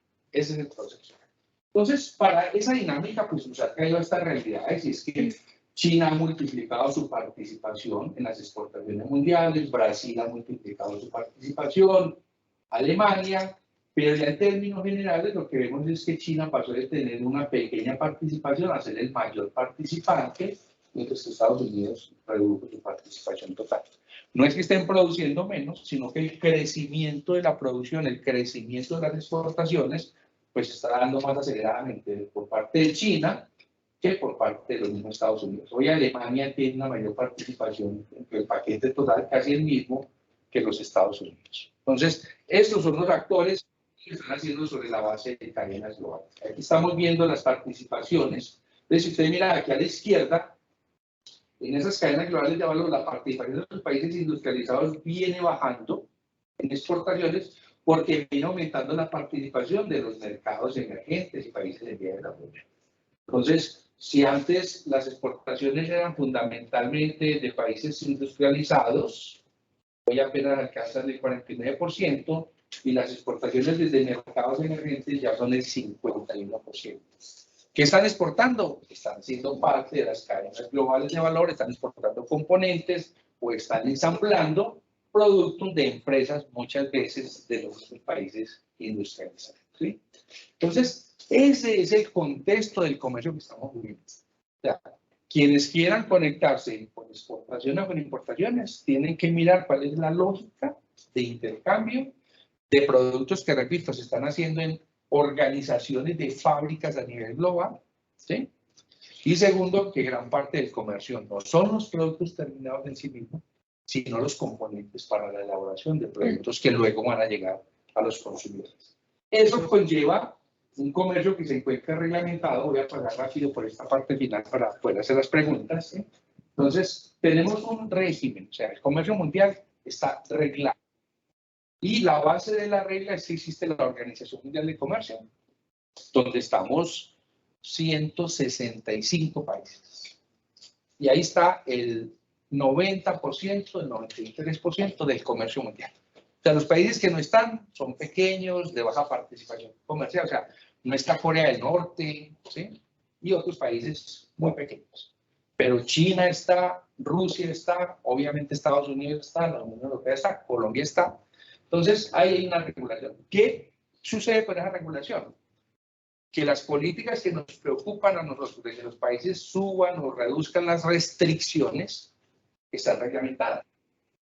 La Colombia no puede subir los aranceles arbitrariamente. Colombia tiene unos acuerdos comprometidos con 164 países, donde se compromete a manejar ciertos aranceles. Aclaro, no está comprometido con el arancel que aplicamos, sino con un techo. Digamos que estamos cobrando por un vehículo un arancel del 35%, pero tenemos en la OMC declarado 50%. Quiere decir que tenemos agua, podríamos subirlo un poco, pero todos los países saben que nuestro techo es 50%. O sea que no podríamos mañana, por una preocupación, subírselo a 55%. ¿Sí? Entonces, no es perfecto, pero por lo menos los empresarios saben con qué techos nos enfrentamos. Normalmente, ¿qué sucede? Que el techo de la OMC y la realidad en la industria es pequeño. O sea, lo que cobramos se parece al techo. No es el techo, pero se acerca a él. O sea que el que te suban el arancel es menor. El problema está en los aranceles de los productos de la cadena agropecuaria. Ahí sí, entre el techo y la realidad hay una mayor brecha. O sea, el comercio mundial de productos manufacturados es bastante libre en todo el mundo. No es totalmente libre, pero es bastante libre. Pero el comercio mundial de productos de cadena agropecuaria no es libre, es altamente protegido. O sea, meterse en el mercado de los cárnicos, los lácteos, los granos proteínicos, es complejo, el azúcar, porque la Unión Europea, Estados Unidos, Canadá, porque Japón son altamente proteccionistas en esos sectores. Por eso se buscan los TLC, tratando de que los TLC, sectores sensibles como estos, nos abran un poco la puerta a los países que tenemos de pronto cierta fortaleza. El problema es que generalmente no abren mucho la puerta en esos productos. Estos países, y digamos que la crisis de Rusia-Ucrania es de esas cosas que los legitima a ellos, estos países consideran que la alimentación tiene que tener un tratamiento especial. Nosotros que vivimos aquí en el trópico, donde hay verde 12 meses al año, ¿sí? Donde hay muchos productos tienen 3 cosechas o 2 cosechas al año, no alcanzamos a entender lo que es la agricultura en Noruega o en Suecia, donde a duras penas hay una cosecha, donde a veces les pasa que siembran la semilla en marzo y cae nieve a los 15 días. Falla el pronóstico del clima, cae nieve, se quema la semilla y hay que volver a sembrar. Donde tienen que recolectar entre agosto, septiembre y octubre y se acabó la agricultura. Entonces, es difícil ese mercado agropecuario porque, repito, es el más protegido y hay más agua entre el arancel que se cobra y el que podrían subirnos si lo consideraran necesario. Por eso es difícil vender azúcar, vender cárnicos, y no solo los aranceles, las restricciones también no arancelarias, las pararancelarias, los contingentes, las cuotas, son muy comunes. En un TLC, a Colombia le dicen, te vamos a comprar azúcar en el marco del TLC, con un arancel pequeño o sin arancel, pero solo te vamos a comprar 250.000 toneladas al año. Y Colombia diciendo, no, quiero venderles 1.000.000, cómprenme al menos 500, y al final llegan a un contingente que obviamente es interesante, pero que es inferior a nuestra capacidad. En el sector industrial es muy diferente el tema. Vamos a mostrarles unos casos. Entonces, esta es un poco la realidad de los países que están conectados con exportaciones e importaciones. Lo primero es, miren, la cantidad de países que han entrado a la OMC ha crecido. Ya no va a crecer mucho, estamos hablando de 165 países hoy, ya no hay muchos países que conectar, ya no hay mucho comercio que conectar. La OMC realmente ya recoge el grueso del comercio mundial. Gracias a esto, los aranceles mundiales en promedio han bajado de 40% en promedio a menos del 5%. O sea, el promedio del arancel ya no es la barrera más complicada, excepto para ciertos productos en particular. ¿Cierto? Lo que nos sucede a nosotros con el sector automotriz, por ejemplo, y repito, los productos de la cadena agropecuaria. Pero en paralelo a que la mayoría de los países estamos en la OMC y que los aranceles han bajado, la firma de tratados de libre comercio ha crecido especialmente en los últimos 25 años. Cada vez más países tienen TLC. ¿Qué quiere decir eso? Que el arancel de la OMC es 10% para todos. O sea, yo le cobro el 10% a 164 países, porque somos miembros de la OMC. Pero firmo un acuerdo con este país, firmo un TLC, y digo, no, a ti no te voy a cobrar arancel. Entonces, todos estamos regidos por la norma general que ha bajado los aranceles, pero con el TLC buscamos un beneficio más fuerte en un caso específico. Si ustedes miran a Chile o miran a México, casi el 100% de las exportaciones de Chile o de México están cobijadas por tratados de libre comercio. O sea, ellos ya firmaron TLC con los países con los que tienen negocios. Y todos sus productos tienen las preferencias arancelarias de esos TLC. ¿Sí? Colombia tiene muchos TLC, también podríamos estar bastante cobijados, pero no tenemos muchos productos para exportar. sea, nosotros entre petróleo y carbón estamos exportando aproximadamente el 70%. Para esos productos no necesitan un TLC, porque los productos son generalmente de libre comercio. O sea, el TLC es una oportunidad, pero para crear otros productos, donde tengamos alguna ventaja para hacerlos, pero no los hemos estado haciendo, o para conectar las cadenas globales. O sea, ¿por qué no traer algunos componentes, ensamblar en Colombia, agregar algún componente hecho en Colombia y exportar productos? Pero hoy café, petróleo, y entonces ya si le sumo café, flores, bananos, ferroníquel, ya voy casi en el 90% de las exportaciones.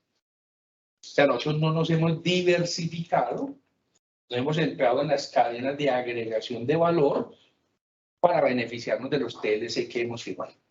Por eso el impacto de los TLC todavía es muy pequeño para la economía colombiana, ¿sí? Aquí están los acuerdos en el mundo, hay muchos acuerdos crecientes. Esta es la reglamentación. Vemos que el 46% del comercio mundial paga aranceles OMC, pero muchos productos tienen arancel cero, porque ellos no, los países industrializados no tienen problema en desgravar ciertos productos. Y otro 45% más o menos son comercio que se da con tratados. De hecho, el 25% es el comercio de los europeos, entre ellos sin tratados. Aquí son otros tratados. Y 7% es lo que estaría por fuera de la OMC. El 93% está ahí y más o menos se puede dividir. La mitad son aranceles OMC y la mitad son comercio vía tratados de libre comercio. ¿Sí? Para estos países, para los grandes bloques del mundo, la mayor parte del comercio es con aranceles OMC. ¿Por qué? Porque el principal cliente de la Unión Europea son ellos, porque el principal cliente de Estados Unidos son ellos, no somos nosotros. Han firmado TLCs, pero los TLCs solamente les conforman esta pequeña parte de su comercio. La Unión Europea un poco más, Estados Unidos un poco más, pero para Brasil, China, Japón, los TLC representan poco porque la mayor parte de su comercio es con Europa, con Estados Unidos y no tienen TLC. Ahí están funcionando bajo las reglas de la OMC.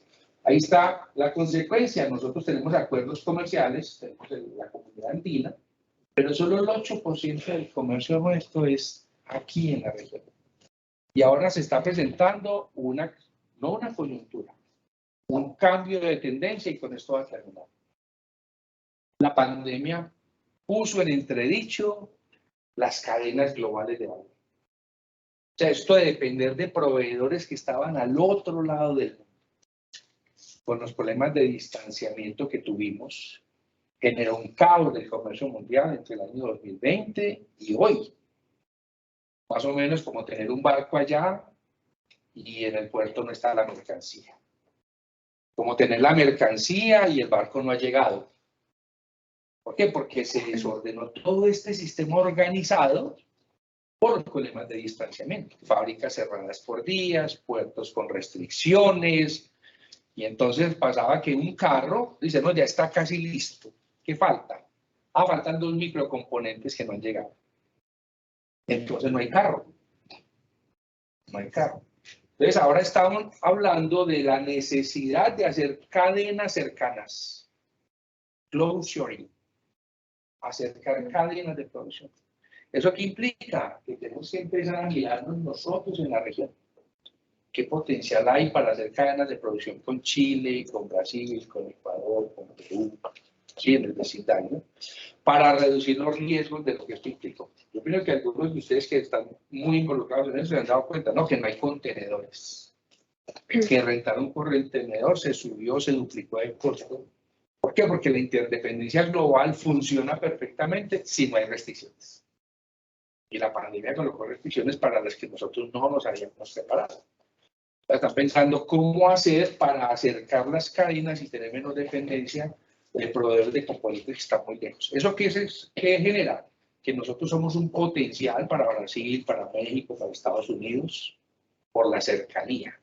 Cómo nuestras fábricas se convierten en proveedores de componentes de cadenas de valor de empresas de países que generan grandes cadenas, como es el caso de los brasileños, como es el caso de los norteamericanos, o incluso el mismo caso de México. Hasta aquí era, muchas gracias y dejamos para si tienen algunas preguntas. Si de pronto alguno quiere, puede levantar la mano y hacer su pregunta.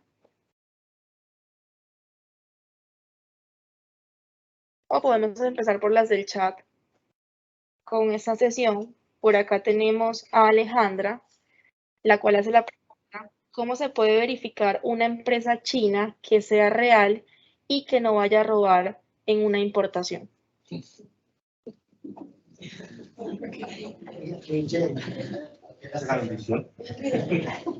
No, realmente este riesgo no solamente está en China.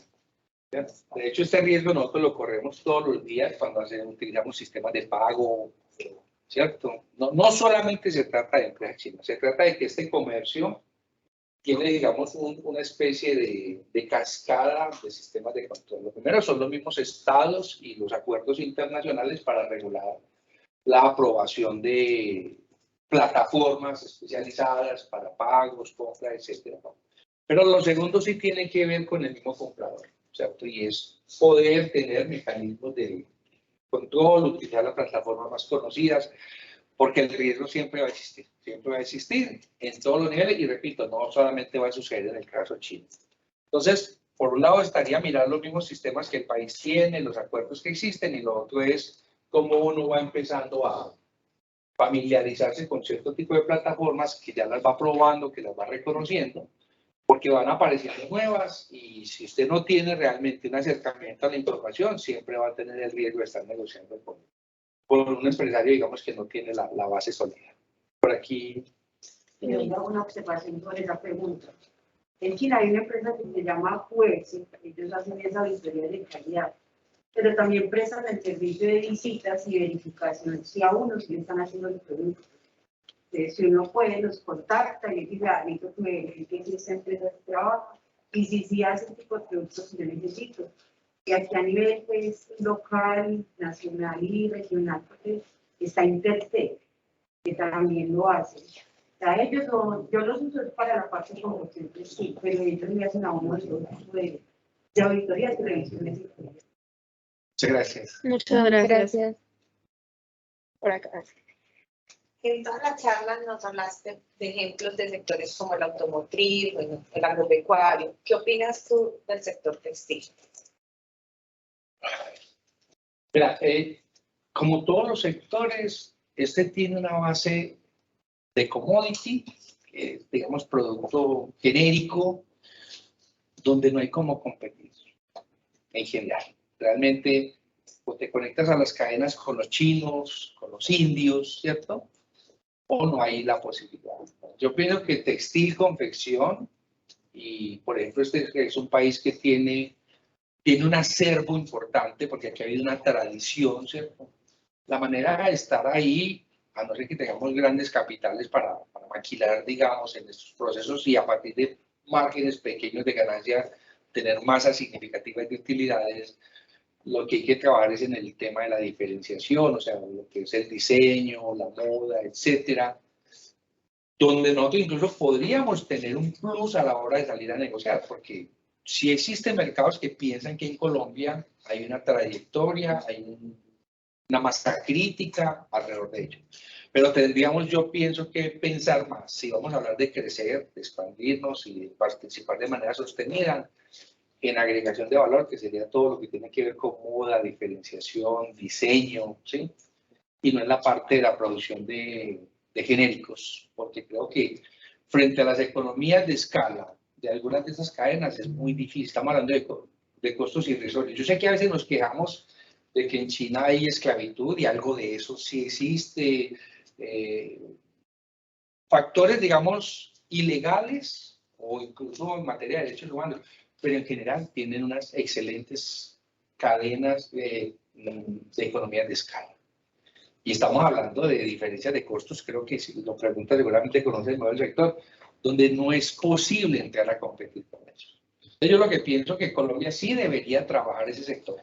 Pienso que el acervo que se acumuló por décadas se puede utilizar pero que definitivamente hay que conectarse es cuál es el aporte nuestro en lo que tiene que ver con agregación de valor y no con la producción de los elementos básicos, digamos, de la cadena.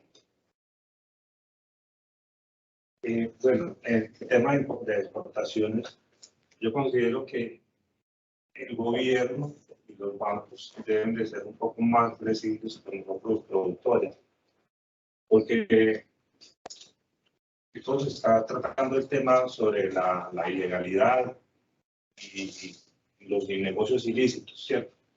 Entonces, ponen muchas trabas para uno sacar una cuenta para monetizar divisas, una mesa de negocio. Porque dicen que el tema de lavado de activos y eso, pero yo pertenezco al sector minero y yo puedo exportar, pero me es difícil exportar porque no tengo la oportunidad de tener una cuenta de negocios para monetizarlo. Obviamente, si tengo que vender, si voy a vender al exterior, tengo que recibir unos recursos en dólares y que los debo transformar en pesos. Pero eso no es posible porque no se abre la posibilidad de los bancos a nosotros, los productores. Entonces, a ver, los negocios ilícitos se dan en todas las actividades, no solo en la minería. Entonces, sí deben de darle la oportunidad a nosotros para nosotros poder llevar nuestros productos al exterior, poder monetizar divisas y hacer que el negocio sea más rentable para nosotros y haya más comercio, porque así está muy difícil uno trabajar siempre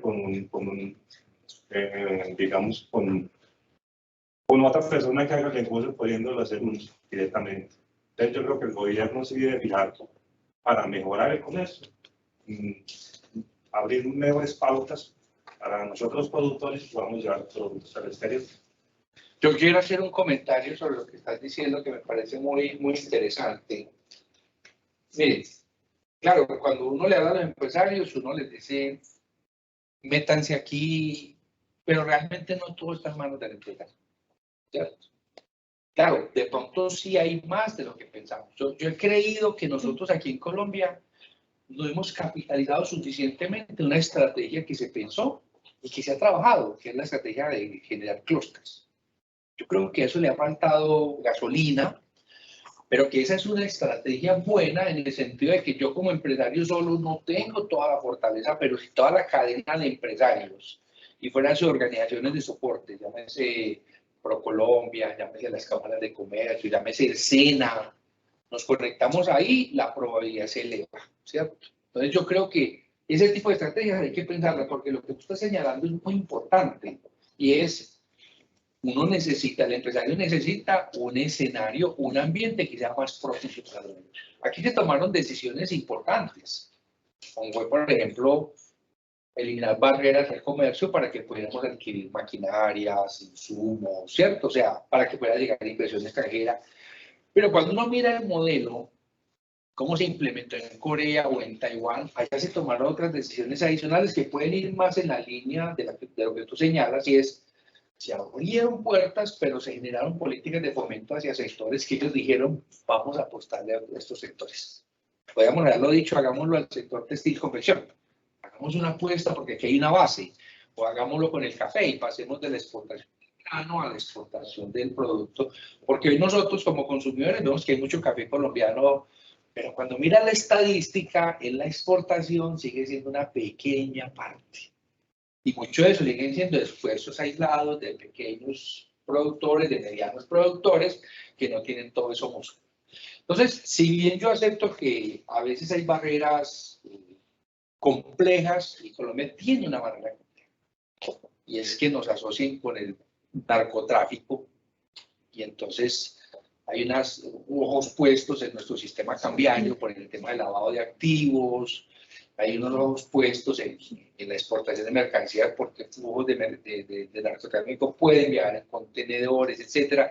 Entonces se trabaja contra eso, pues hay que trabajar contra otras barreras como tú señalas. Pero para mí lo que está clave sí es que creo que entre el empresario, pero el gremio también, pero la Cámara, pero la universidad y pero el gobierno, tenemos que ponernos de acuerdo, porque a veces el problema es otro. No, es que hay que innovar, sí, pues no hay ingenieros. O los ingenieros están preparados, pero como para mantener los procesos productivos, no para desarrollar nuevos, porque es que la universidad no los está formando con este. Es una responsabilidad que cuando usted combina factores, como el de la infraestructura, ¿no? Que mi fábrica queda en Antioquia, pero las vías hasta llegar al puerto. Entonces, esas son cosas que no las puede resolver individualmente el empresario y que ha hecho falta, digamos, fortalecer estrategias que, repito, sí se han pensado, porque aceptemos que la apertura es un proceso que se pensó, el de la modernización, pero cuando uno ve la ejecución, quedan muchos huecos, porque al final el resultado cuál es, que seguimos exportando petróleo y carbón y no se ha visto esa diversificación, y no por falta de voluntad empresarial, sino un conjunto de factores, entre ellos algunos públicos, yo no diría que todos, pero algunos de carácter público, que no han permitido que tengamos una diversificación, que es lo que realmente tendríamos que agendar. Hoy nosotros tenemos un consumo muy moderno, tenemos vehículos, aparatos, pero no estamos exportando eso. Los estamos importando y los estamos pagando con las exportaciones de productos que se van a agotar en algún momento, ¿cierto? Cuando hay unas condiciones que deberíamos aprovecharlas es para generar productos con valor agregado que no habíamos hecho antes, pero que no van a suceder de la noche a la mañana, sino que deben ser el resultado de transformaciones sostenidas. Si yo te digo que las facultades de ingeniería tienen que cambiar el currículo, pues entonces necesitaríamos la próxima generación de ingenieros dentro de 5 años. Quieren que son procesos de largo plazo. Cuando el dólar se subió en el 2014, no sé si ustedes se acuerdan que el dólar valía 2.000 pesos. Antes de, hasta el 2014, el primer semestre, el dólar era de muy caro, 2.300, pero era hasta de 1.800. Yo decía, ¿cómo los exportadores se exportan con ese dólar? Porque además fueron 12 años de un dólar de 2.000 pesos. Y la inflación, por más que bajaba, seguía siendo inflación. Del 12%, del 10%, del 9%. Entonces, los costos suben, pero la tasa de cambio no cambiaba. En el 2014 se dio un cambio brusco, el dólar se subió por cerca de los 3.000 y ahorita pues luego tuvimos el otro cambio. Pero entonces yo decía, una vez estaba Hernando José Gómez en la Cámara y él venía y decía, exporten. Y decía, no, pero no puedo cambiar mi aparato productivo de la noche a la mañana porque el dólar subió. Se requieren más políticas de largo plazo, continuidad entre gobierno y gobierno alrededor de ciertas medidas y más concertación entre gremios, empresas, academia y otros organismos de fomento, porque el empresario solo no lo logra. Pero yo, por favor, a pesar de eso, no desistan, porque es que si no, nunca lo vamos a hacer. Y aceptemos que hay algunos que sí lo están haciendo y lo han logrado. Yo cuando miro a los que producen café, digo, me quito el sombrero. O sea, instrumentos de momento no tiene muchos, pero ahí va con su marca. Ahí va con su café orgánico, ahí va con su café liofilizado y algunos otros. Entonces, no pueden hacerlo todos, pero no desistan en el proceso. ¿Ibas a...? Sí, no, yo continuando con la idea del caballero calórico, pues yo pienso un punto en el siguiente. Actualmente hay muchos sectores que son apoyados, pero hay otros, por ejemplo, las personas que necesitan hacer importaciones, que son personas, una empresa, un emprendimiento, no tienen ningún apoyo. Yo pertenezco al sector turismo y el sector turismo en este país está abierto totalmente. Todo lo que sea que entre, no hay ningún tipo de restricción, más allá de las normativas de documentación, pero por lo menos las personas que tenemos o que vemos alguna brecha, alguna oportunidad, no tenemos, o yo no sé si te han encontrado, como un apoyo, como una guía de qué debemos hacer para ser tomados en cuenta, como para tener un apoyo real. Esa es más o menos como mi pregunta, o sea, ¿dónde se deben dirigir las personas que están en ese proceso? En encontrar la vía de cuál es el camino correcto para lograr sus importaciones, sus exportaciones. Bueno, primero para contestar eso, yo ahorita le doy la palabra a la gente de la Cámara de Comercio que les va a explicar sobre muchos de esos instrumentos que de hecho se tienen incluso acá, ¿cierto? Que son precisamente para apoyar. Digamos, este evento va en esa línea, porque si bien algunos ya aquí conocían, algunos ya están sufriendo, algunos están viniendo por primera vez están explorando y están buscando información por dónde es que se van a mover. Entonces esto hace parte, digamos, de ese proceso. Yo lo que creo, continuando, es hay que robustecer la propuesta exportadora, pero asociada a la producción. O sea, no solamente la exportación. a veces creo que pensamos que el exportador se le beneficia es del barco para allá. Realmente la exportación se beneficia es cuando te devuelves hacia atrás, hacia la producción, hacia la financiación, ¿cierto? Hacia la mano de obra cualificada que sí se tenga. Si eso no se tiene, pues el barco está ahí, pero ¿qué vas a mandar? ¿Sí? Entonces creo que en este país la propuesta de modernización se hizo con unas políticas, pero no se hicieron las otras. Sí, se hicieron las de apertura, porque si atraes un inversionista, lo importa un know-how, eso está perfecto, ¿cierto? Si bajas los aranceles, compras una maquinaria, eso está perfecto. Pero luego venían otras necesidades que no estaban o que se resuelven más lentamente, como infraestructura, o en el caso pues de cuando se habla de la financiación y de las operaciones por el problema de narcotráfico, pues claro, es cómo garantizarle a la gente que lo está haciendo correctamente, de que ellos sí puedan participar. Por ejemplo, algo que ha retrasado la incursión de Colombia en el mercado de cannabis es la prevención político-social. El temor a que de pronto se les cuele a alguien o el temor a que nos vincule y nos detenga todo el proceso.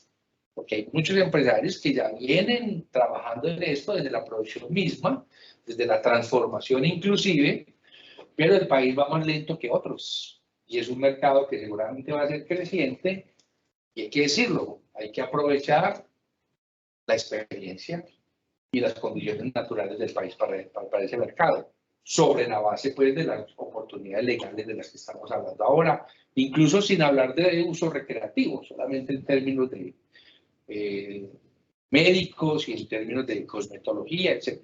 Y cuando sea además de recreativo, que se diga. ¿No es la palabra? Sí. ¿Qué tan abierto restringido es Colombia para la importación de partes de segunda, especialmente en el tema automotriz de camiones de carga? Yo le dejaré eso a Mónica ahora, pero no, nosotros para segunda nunca hemos sido muy abiertos, pero yo dejo que Mónica más bien ahora conteste algo más de detalle. Ahora vienen, digamos, las próximas charlas son un poco más específicas, pero ya ellas ustedes le aclararán. Giovanni, le doy la palabra a una persona acá para ya ir finalizando. Listo. Por acá tiene la mano levantada Carlos Rueda. Ya puedes habilitar tu micrófono, Carlos, para que puedas hacer la pregunta.